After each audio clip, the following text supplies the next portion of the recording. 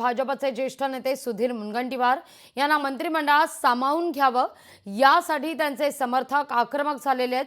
चंद्रपूरमधून पदयात्रा करत काही समर्थक नागपूरच्या दिशेने आता रवाना होत आहेत। भाजपचे महामंत्री फारुख शेख सह 11 कार्यकर्ते नागपूरच्या दिशेने निघाले आहेत। आढावा घेतला आमचे प्रतिनिधी अनिल ठाकरे यांनी। भारतीय जनता पार्टीचे नेते आणि आमदार सुधीर मुनगंटीवार यांना मंत्रिपद मिळावं यासाठी चंद्रपूरहून काही युवक आहेत ते पायी चंद्रपूर ते नागपूर निघालेले आहे। आता सध्या ते जाम इथे पोहोचले आहे, म्हणजे चंद्रपूर पासून 80 किलोमीटर अंतरावरती पोहोचले। आपण थेट त्यांच्याकडे जाणून घेऊ काय यांच्या मागण्या आहे। हो, काय सांगाल, तुम्ही चंद्रपुरातून निघाले आहेत, काय मागणी आहे?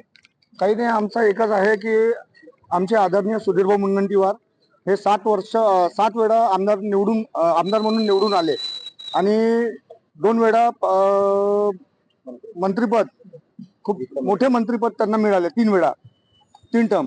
आणि या वेळेस का बरं त्यांना मंत्रिपदातून बाहेर ठेवलं हे विचारासाठी आम्ही आमच्या आदरणीय मुख्यमंत्र्याकडे चाललो। फक्त आमचा पाय मोडले आहे आणि इतकी आम्हाला सवय नाही आहे चालण्याची। भाऊसाठी आम्ही निर्धार केला तर आमचे पाय रक्तबंबा जरी झाले तरी आम्हाला चालेल, पण भाऊला आम्ही न्याय मागितल्याशिवाय वापस येणार नाही। नागपूरला जर आम्हाला न्याय मिळाला नाही तर तिथून आम्ही दिल्लीला पैदलच आम्ही प्रस्थान करेल।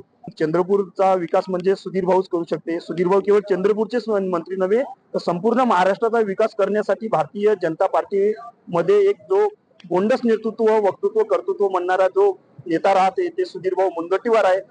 आणि त्यांना या मंत्रिपदापासून का हटवलं हेच विचारण्यासाठी आम्ही मुख्यमंत्र्यांच्या घराकडे प्रस्थान करत आहोत। अनिल ठाकरे, लोकशाही मराठी, चंद्रपूर। लोकशाही मराठी ऐका, पहा, जागरूक रहा।